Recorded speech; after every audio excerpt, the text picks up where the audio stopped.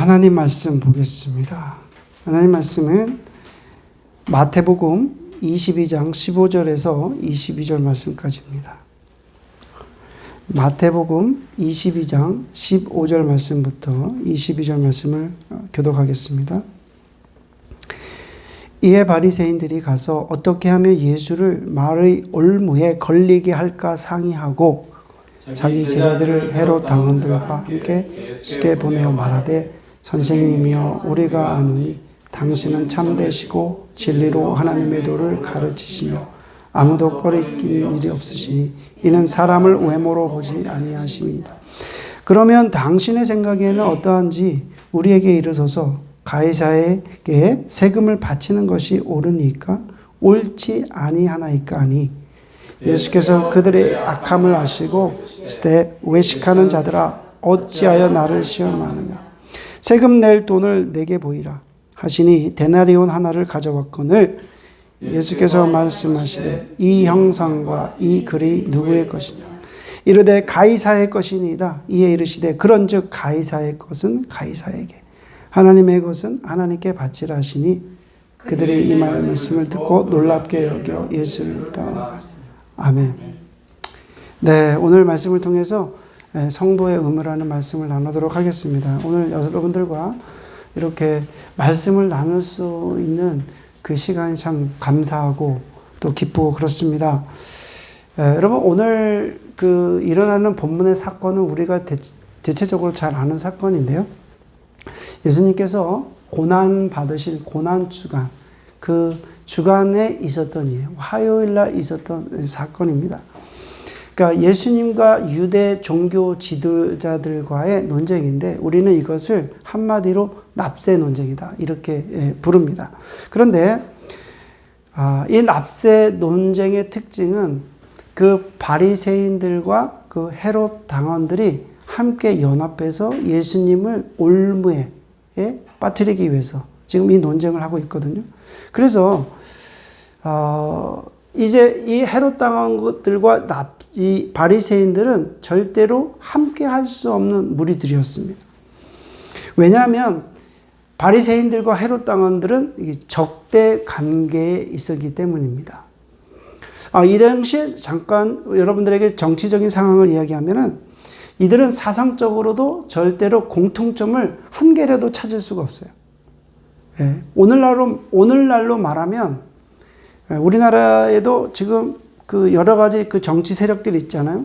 그러면 정치 세력들이 완전히 그러니까 색깔이 다른 어떤 적대 관계에 있는 사람들이었어요. 그러니까 바리새인들과 헤롯 당원들은 절대로 이렇게 뭔가 공통점이야 찾을 수가 없었던 그런 집단이었습니다. 그런데 그들은 더 큰 문제를 어디서 더 대립을 갖고 있었냐면 세금을 납부하는 문제에서는 아주 극한 더 대립을 가지고 있었다고 합니다. 그러면 왜 이런 대립을 갖고 있었냐면 바리새인들은 종교적인 문제로 이 납세를 하는 그러니까 로마에 납부하는 그 세금에 대해서 아주 굉장히 부정적이었다는 거예요. 그러면 이 헤롯 당원들은 로마에 있었기 때문에 이들은 더 확장적으로 이 세금을 내야 된다라는 주장했던 거예요. 그러면 종교적인 이유로 그 납세를 거부하는 바리새인들과 친로마, 그러니까 헤롯 당이라고 그러죠. 친로마적인 정책을 펴고 있는 이들과는 같은 사상이 있겠습니까? 절대로 같은 사상이 있을 수 없겠죠. 그래서 이들은 납세에 대해서 적극적인 입장과 부정적인 입장, 이 두 계열의 그룹들이 절대로 사상적으로 함께 할 수가 없는데 이들이 힘을 모아가지고 연합해서 예수님을 찾아오게 된 것입니다. 저는 이 말씀을 보면서 생각한 것은 진리를 대적하는 그 일은 뭐 사상도 가치관도 필요 없다. 무조건 자기들의 이익이 우선이면 사상 이런 거 필요 없겠다. 자기들도 연합해서 나갈 수 있겠다. 이런 생각이 듭니다. 여러분, 두 집단이 예수님을 음해하기 위해서 하나가 된 것입니다. 만약에 여러분 예수님께서 세금하는 것을 찬성하면 어떻게 되겠습니까? 로마의 세금을 내는 것을 찬성하면 반민족주의자가 되겠죠. 예? 그렇죠? 그러면 반대로 세금을 내는 것, 납세를 내는 것을 거부하면 또 어떻게 되겠습니까? 그것은 반로마적인 입장을 취하는 거기 때문에 A나 B냐의 문제가 아니었던 거예요. 그래서 이 두 그룹이 찾아와서 예수님을 음해하고 예수님을 올무에 넘어뜨리기 위해서 올무를 지금 건 거거든요. 그러면 예수님이 도대체 어떤 입장을 취해야 되는가? 이들이 와서 예수님께 물어보는 거예요. 예수님께 물어봐, 선생님이요, 이 세금을 우리가 어떻게 하는 것이 좋겠습니까? 가이사에게 세금을 바치는 것이 가합니까? 라고 물어봤을 때 예수님은 찬성도 반대도 아닌 제3의 대답을 하십니다. 오늘 말씀을 통해서 성도의 의무에 대해서, 성도로서 이 땅을 살아가면서 해야 할 의무에 대해서 한 3가지 정도 여러분들과 말씀을 나누도록 하겠습니다. 첫째는 성도는 사회의 가장 모범적인 시민이 되어야 합니다. 자, 21절 말씀을 같이 읽어보겠습니다. 21절입니다. 시작. 이르되 가이사의 것은 것이니이다. 이에 이르시되 그런즉 가이사의 것은 가이사에게, 하나님의 것은 하나님께 바치라 하시니. 여러분 21절에 보니까 예수님께서 뭐라고 말씀하십니까? 가이사에게 세금을 바치는 것이 가합니까? 아닙니까? 라고 물어보는 이들에게 가이사의 것은 가이사에게, 하나님의 것은 하나님께 바쳐라. 찬성도 반대도 아닌 제3의 대답을 하셨거든요. 이것은 바로 국가와 하나님에 대한 우리의 의무를 분명하게 지금 말씀하고 계시다는 거예요. 먼저 여러분, 우리가 국가에 대한 의무를 한번 생각해 보겠습니다. 주님은 가이사의 것은 가이사에게 바쳐라. 이 말씀의 의미는 국가에 대해서 우리가 어떤 의무를 갖고 있는가, 그 의무를 다해야 된다는 말씀이거든요. 여러분, 가이사는 누굽니까? 로마의 황제예요. 근데 이 로마의 황제의 이름이 누구냐면 가이오스 율리우스 시저예요. 네. 기름이 길죠. 우리가 시저죠. 근데 이 시저의 성이 가이사예요. 가이사. 그러니까 그를 존경하는 존칭으로 사용하다가 결국에는 로마 황제의 칭호가 된 그 이름이 가이사예요. 그러면 그 당시 가장 통용되던 화폐가 데나리온인데, 그 데나리온 한쪽 그에 글귀가 써져 있어요. 어떻게 써져 있냐면 조나만 아들 티베리우스, 그 티베리우스 황제의 얼굴이 이렇게 그려져 있다고 그래요. 그러니까 한번 생각해 보세요. 그 화폐에 그 황제의 얼굴이 그려져 있고, 또 그러다 보니까 당연히 로마에게 납세를 해야 된다는 게 그 당시 시대적인 상황이었던 것 같아요. 그러니까 주님은 말씀하시는데 뭐라고 말씀하시냐면, 이 세상이라고 하는, 그래서 우리가 국가의 공동체 안에 살고 있잖아요. 그러면 그 국가의 어떤 공동체 안에 살고 있는 우리가 당연히 국가의 의무를 다하는 것이 당연하다고 이렇게 말씀하고 있는 것입니다. 근데 사실 유대주의자, 열심당원의 입장으로서 보면은 굉장히 불쾌한 얘기죠. 주님의 말씀에 상당히 불만스러웠을 거예요. 왜냐하면 로마의 핍박을 받고 로마의 지금 자신의 주권들을 빼앗긴 상태거든요. 그러니까 유대의 입장, 유대 민족자들의 입장에서는 예수님의 말씀이 상당히 불쾌했을 수도 있습니다. 그러나 여러분, 국가의 흥망과 성세는 누구에 달려 있습니까? 하나님께 달려 있음을 우리가 믿어야 된다는 거예요. 여러분, 이 나라의 모든 흥망성쇠는 우리에게 달려있는 것이 아니라 하나님께 달려있음을 우리가 고백해야 된다는 거예요. 그래서 하나님은 나라의 주권을 세우시기도 하시고 폐하시기도 합니다. 아멘. 그래서 여러분, 국가의 흥망성쇠는 하나님께 달려있기 때문에 이 땅의 질서를 세우시고 국가를 만드시기도 하고 또 권세자들을 세우셨다는 거예요. 그러나 여러분, 하나님의 뜻에 역행하는 지도자들이 얼마나 많습니까? 그런 지도자들은 하나님의 심판을 받게 될 것입니다. 하나님의 여러분 뜻에 역행하지 않는 한 성도는 국가에 대한 의무를 성실히 이행해야 된다는 거예요. 성도는 자신이 속한 사회, 국가에 대한 어떤 의무를 충실히 다하고 모범적인 시민이 되어야 된다는 거예요. 근데 여러분, 이렇게 얘기하니까 사람들이 어떻게 오냐면, 야합하라는 얘기입니까? 제 얘기는 야합하라는 말씀도 아니에요. 이 시대에 합리화라는 겁니까? 아니, 그 합리화라는 얘기도 아니에요. 잘못된 국가 권력에 무조건 순종하라는 얘기입니까? 그런 이야기도 아니에요. 이 말씀은 하나님께서 성도가 사회를 지탱하고 사회를 지키는 버팀목이 되라는 그 주님의 그 말씀이었다는 거예요. 여러분, 세상이 부패하고 타락했을지라도 이 세상은 여전히 누구의 것입니까? 하나님께 속한 하나님의 것입니다. 믿으십니까? 타락한 세상이라고 해도 우리가 그 세상을 포기하면 안 되는 거예요. 포기하면 안 돼요. 왜요?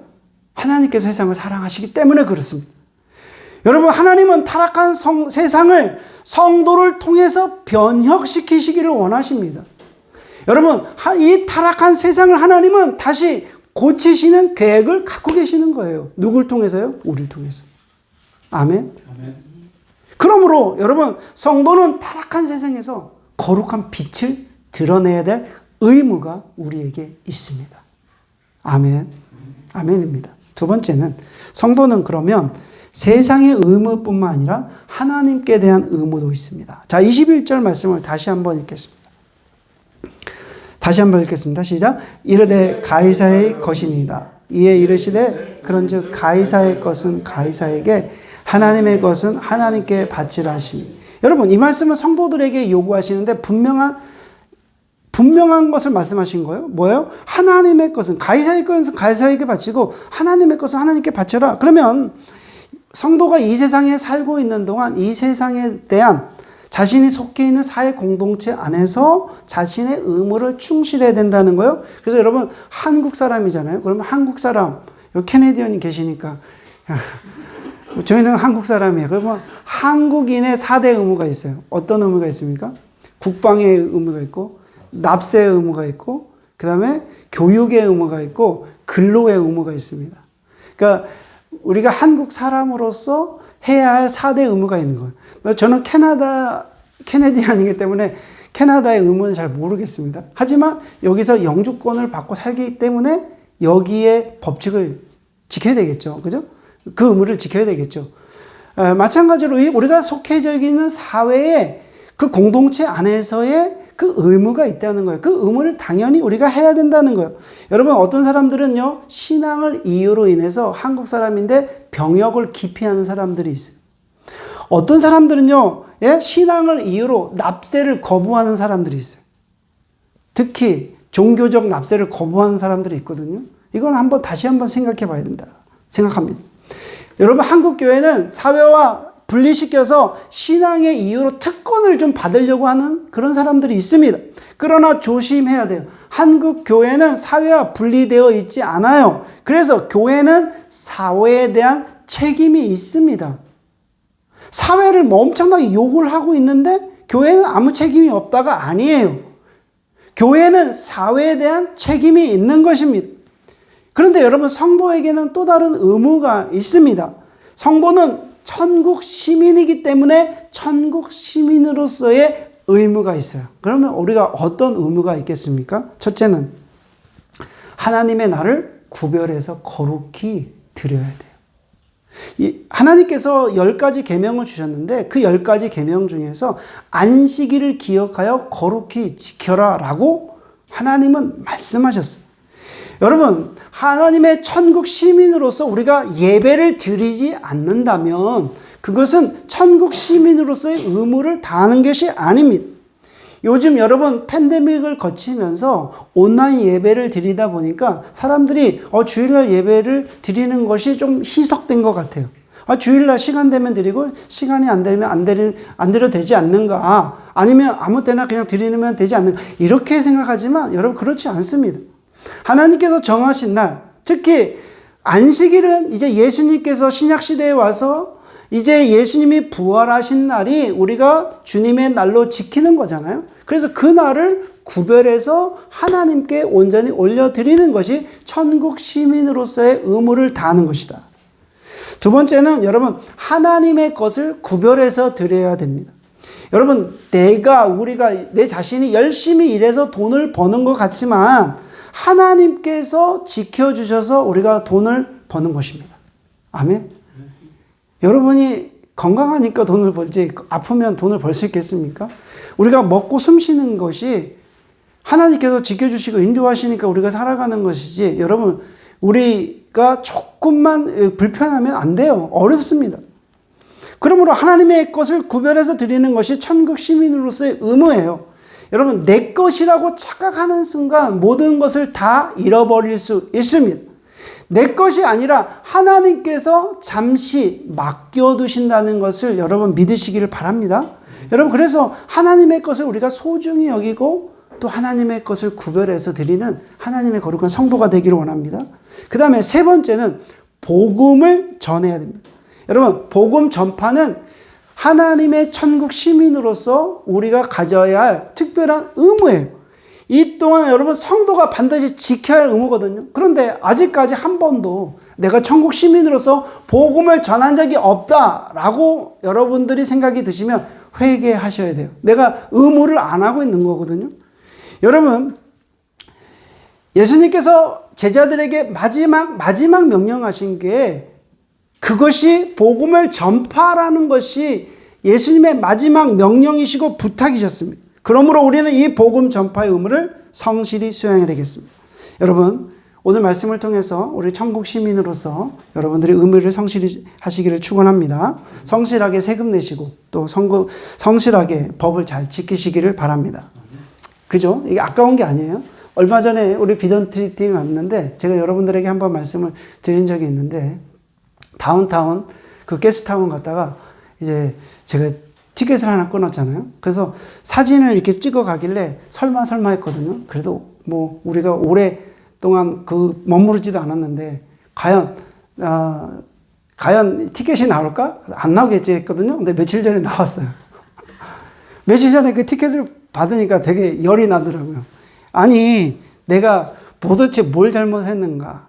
그래서 이렇게 봤어요. 그러니까 제가 잘못한 그 이유가 있더라고요. 그게 뭐냐면 그 커머셜 로딩 존이었어요. 잠깐 스탑바이 하는 존이 아니라 거기 보면은 스탑바이 해가지고 1분, 3분 미만 뭐 있어요, 그 구간이.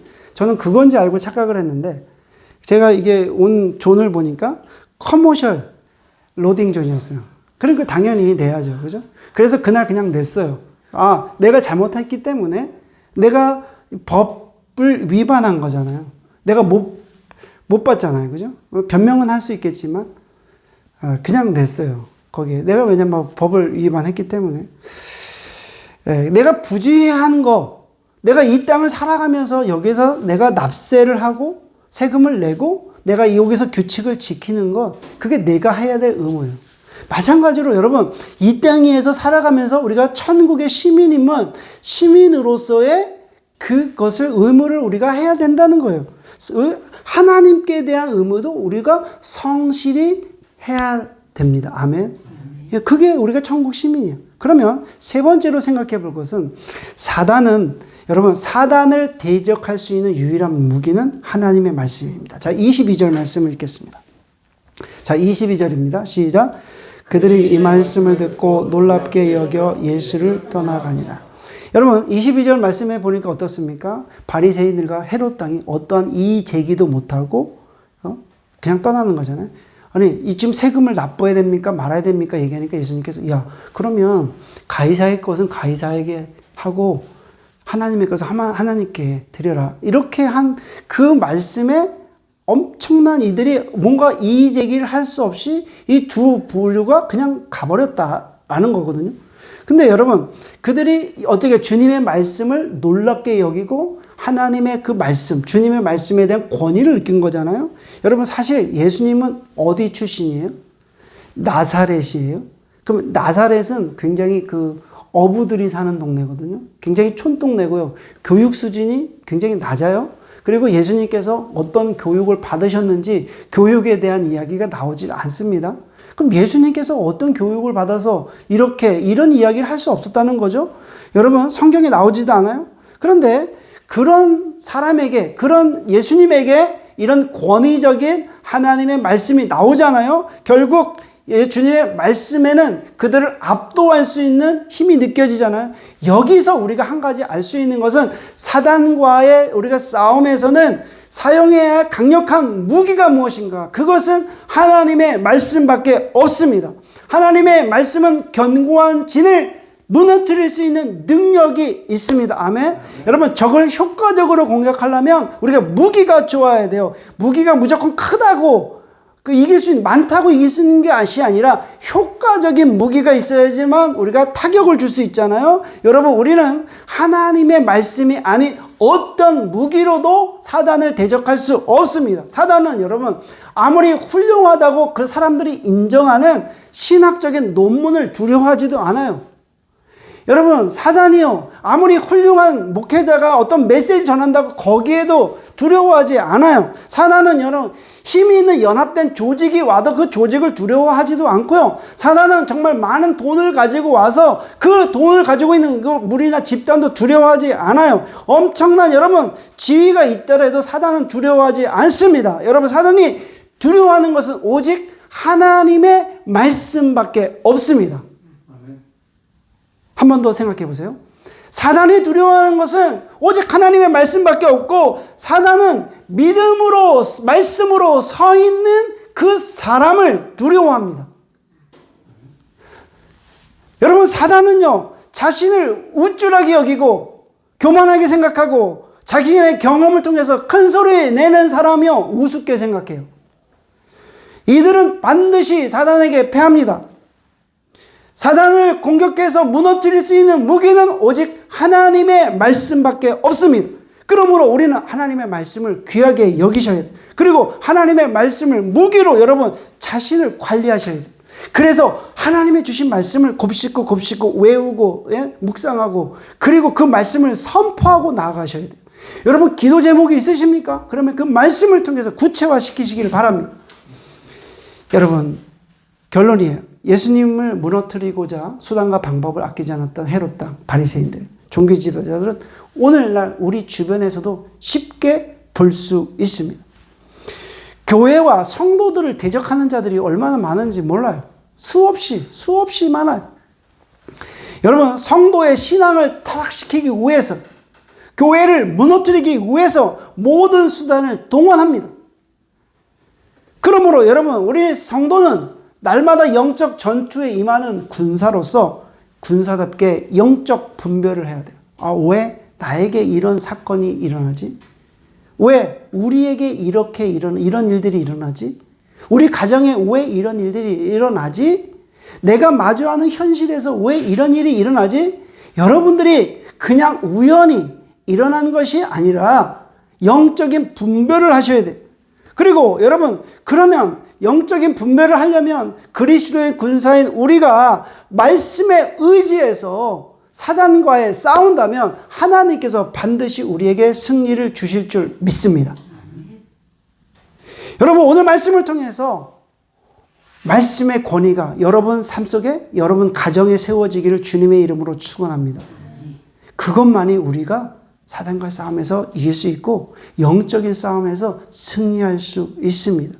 성도의 의무로서 최선을 다하고 또 하나님 말씀에 순종했을 때 우리는 넉넉히 이길 수 있는 하나님의 위대한 그리스도의 군사가 될 줄 믿습니다. 우리가 모두가 승리하셔서 다음에 또 이렇게 뵐 때 승리했습니다. 이 싸움에 승리했습니다. 이렇게 인사하면 얼마나 기쁘고 감사하겠습니까? 저도 말씀에 순종하고 말씀에 의지해서 날마다 승리하는 하나님의 거룩한 위대한 군사가 되겠습니다. 다 같이 기도드리겠습니다.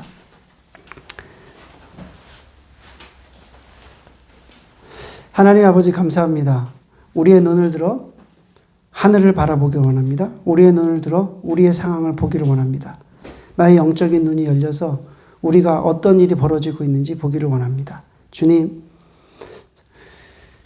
악한 마귀는 우리를 무너뜨리고 우리의 신앙을 무너뜨리기 위해서 여러 가지 문제를 던져주고 어려움을 주지만 결코 우리가 굴복하지 않는 것은 주님의 말씀이 우리에게 있기 때문에 그렇습니다. 하나님, 우리가 이 땅에 살아가면서 국가 권력에 대해서도 마찬가지로 정말 성실히 의무를 다하게 하시고 또 우리가 또 이 전국 시민으로서 또 하나님께서 우리에게 허락하신 그 의무에 대해서도 우리가 순종할 수 있는 하나님의 자녀 되게 하여 주시옵소서. 하나님, 이 땅에 살아가면서 정말 주님을 사랑하고 또 주님의 거룩한 자녀로서 우리가 넉넉하게 이 사단과의 싸움에서 승리할 수 있도록 주의 성령님께서 도와주시옵소서. 예수님의 이름으로 기도드립니다. 아멘.